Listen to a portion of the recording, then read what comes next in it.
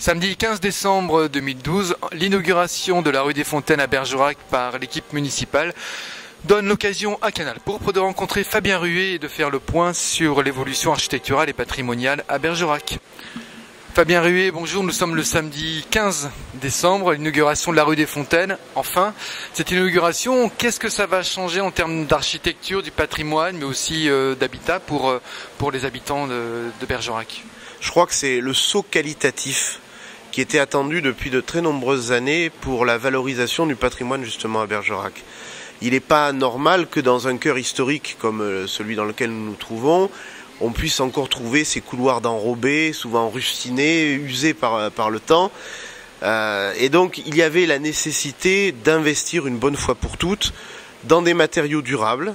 On dit souvent que le développement durable, c'est des économies d'énergie, mais c'est aussi, lorsqu'on fait de l'aménagement urbain, le choix de matériaux qui vont durer. Là, je crois qu'on sur la rue des Fontaines, comme sur la rue Gaudras ou la rue du Port, qui ont été faites de la même manière, on a des aménagements qui vont quasiment pas bouger pendant 50 ans. Après, ce sera de l'entretien, mais ça c'est normal. Mais par rapport au choix de la pierre de taille, notamment, aux calades, qui sont des références à ce qu'on peut trouver dans certains bâtis, comme au cloître des Récollets, qu'on retrouve ici dans la rue, on ouvre le paysage. Tout d'un coup, on a l'impression que les rues sont beaucoup moins étroites.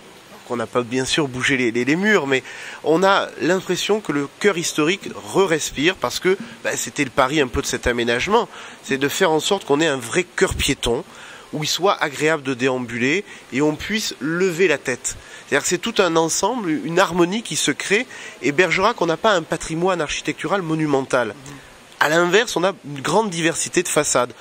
On disait qu'on allait refaire la rue Saint-James l'année prochaine. La rue Saint-James, c'est l'exemple typique où vous avez un catalogue à ciel ouvert des différents styles architecturaux. Le pan de bois, les fenêtres Renaissance, etc.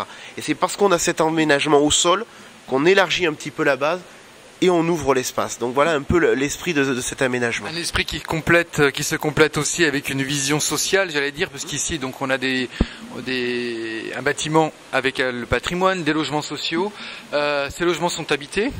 Quels en sont le premier bilan qu'on peut tirer? Est-ce que vous avez pu discuter avec les personnes qui sont présentes? Est-ce qu'elles sont satisfaites ou... Alors, ça a été une opération ici rue des Fontaines de logements sociaux.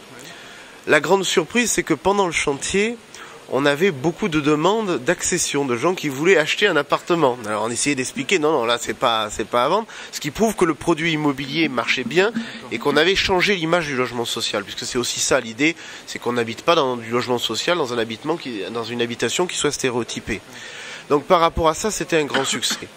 La surprise, un peu plus difficile, c'est qu'on est sur des bâtiments qui sont aujourd'hui des bâtiments basse consommation, qui répondent aux nouvelles réglementations thermiques.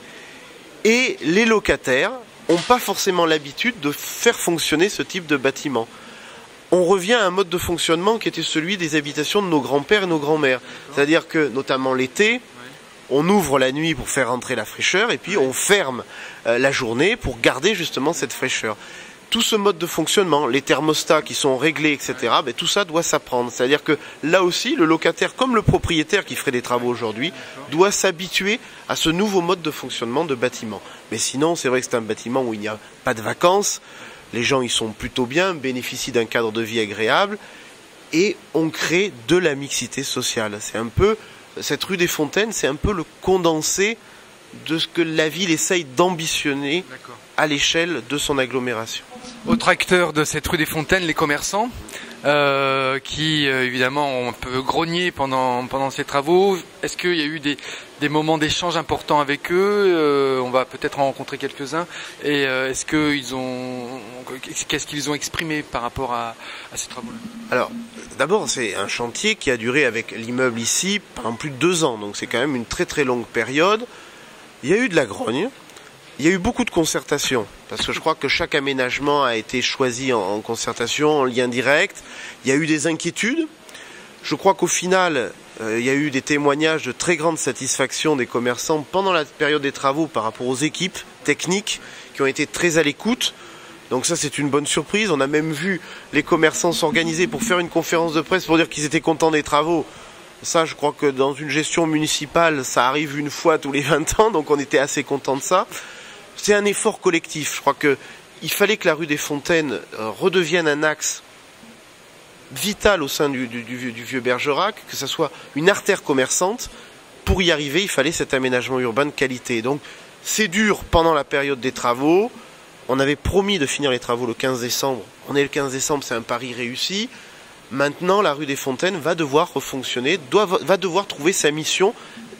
Dans la vieille ville, au Moyen-Âge, c'était l'artère principale de la ville. Donc finalement, elle retrouve un peu sa vocation aujourd'hui. Et c'est tout l'enjeu des mois à venir. Maintenant, il faut que ça trouve sa place dans le paysage. C'est ce que j'allais dire. Et entre les pratiques, enfin ce qu'on met en place et les pratiques, peut-être va-t-il s'écouler un peu de temps. Vous avez parlé de l'axe principal au Moyen-Âge, la rue des Fontaines. Donc là, voilà, c'est fait. Sans doute quelque chose d'essentiel pour la labellisation. Quels vont être les autres projets maintenant? Vous avez parlé de la rue Saint-James, mais est-ce qu'il y a d'autres projets justement à la fois pour la validation du label? Peut-être que vous aussi vous pouvez nous en dire quelques mots si vous avez des informations récentes. Et puis les projets, on va dire, d'urbanisme qui attend les Bergeracois.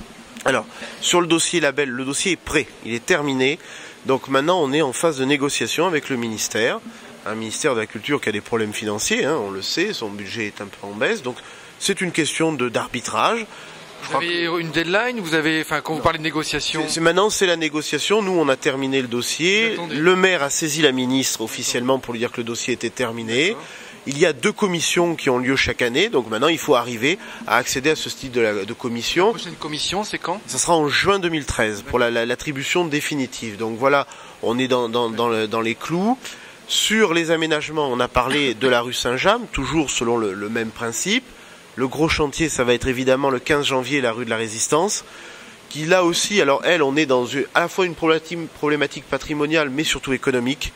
C'est l'artère principale de la ville, c'est la locomotive commerciale.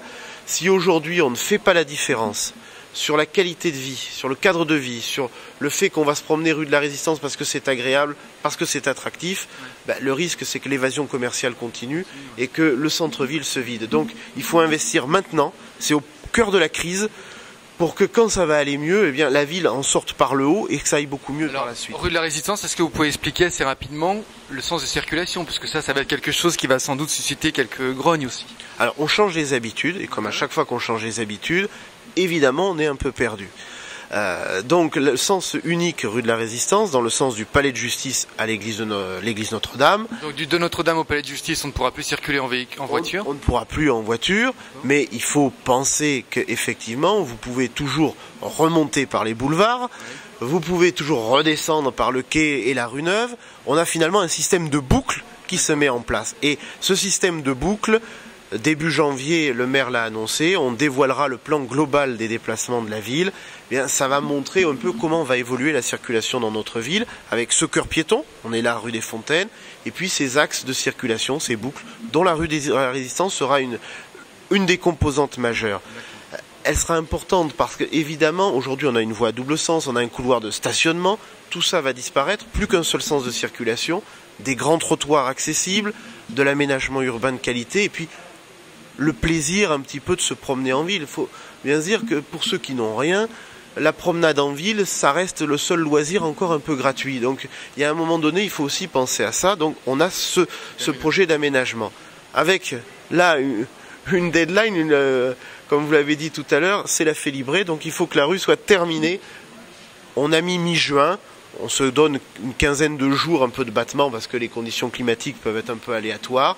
Mais dès le 15 janvier, on nous avait demandé ce fameux test pour voir comment ça va fonctionner. Les contraintes de chantier vont faire qu'on va pouvoir passer en sens unique immédiatement. Il n'y aura aucune rupture de circulation, aucune rupture d'accès au commerce, parce que véritablement, on a choisi les mêmes équipes qui ont fait le tramway à Bordeaux, qui ont fait la rue Sainte-Catherine à Bordeaux. Donc on aura de la grogne à Bordeaux aussi. Beaucoup de grogne, mais beaucoup d'expérience acquise. Et donc pour une problématique comme Bergerac, qui quand même est sur un beaucoup plus petit périmètre, on aura quand même des accès sécurisés et aucune rupture d'activité pour les commerçants. Autre élément, on est toujours un peu dans le patrimoine, rive droite, rive gauche, c'est le début de la requalification de la place Barbacane.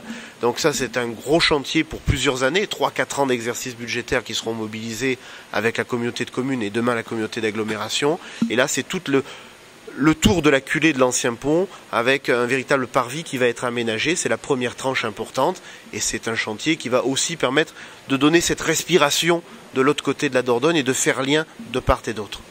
Dernière question et après je vous libère parce qu'il y a un petit pot plus que parfait. Bon, mais si c'est pas prêt pour la filibrer, parce qu'on part à rue Sainte-Catherine, le défilé c'est pas très grave.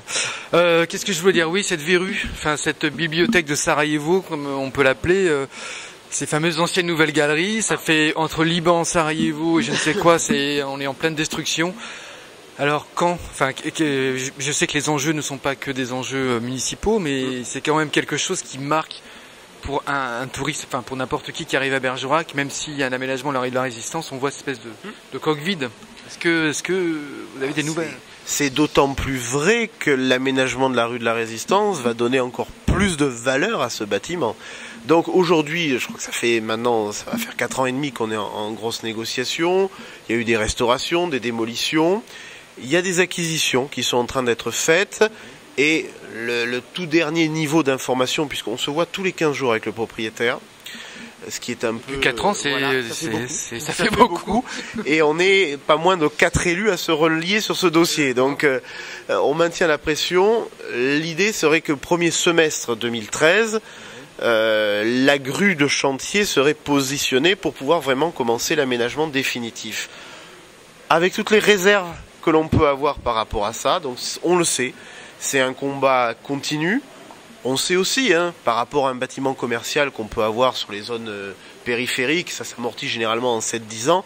Là, on est sur des aménagements qui nécessitent un amortissement de 25 à 30 ans. Donc forcément, la crise économique est là aussi. Mais il faut maintenir cette pression. Le problème, et on l'avait déjà évoqué, c'est qu'on ne peut pas exproprier. Pourquoi? Parce que justement, il y a toujours ces travaux qui sont faits régulièrement et qui il se joue aussi un peu des obligations réglementaires. Donc il faut maintenir la pression, mais il y a un moment donné, la pression est telle, et surtout la logique est telle, qu'on ne peut pas laisser une friche de cette importance avec un aménagement qui ne peut que valoriser l'importance immobilière et commerciale de ce site. Et donc je sais que tant que la grue n'est pas disposée, on est très loin, mais pas d'approche d'enseigne particulière, parce que ça sera des commerces visiblement, ce sont des commerces ou d'autres choses qui seront installées. Est-ce qu'il y a déjà des choses qui ont été abandonnées, mais est-ce qu'il y a des rumeurs, des pistes? Il y a effectivement plus que des rumeurs, il y a une grande enseigne internationale qui est dessus. Le problème, c'est qu'effectivement, on nous a demandé de garder le secret. Bien, donc, voilà, on n'en saura pas plus. Parce que tous les prétextes sont bons pour prendre du retard. D'accord. Donc là-dessus, on va pas se mouiller là-dessus. Il y a quand même des choses qui se font. À la fois pour le rez-de-chaussée commercial, l'étage a priori pressenti pour être de l'hôtellerie de haut niveau, parce que l'idée c'est de ne pas faire concurrence aux hôteliers qui sont déjà sur la place, c'est de monter un petit peu en gamme. Bon, voilà un petit peu l'état des lieux du projet. Très bien, Monsieur Ruet, merci beaucoup, on vous libère. Merci. Au revoir. Au revoir.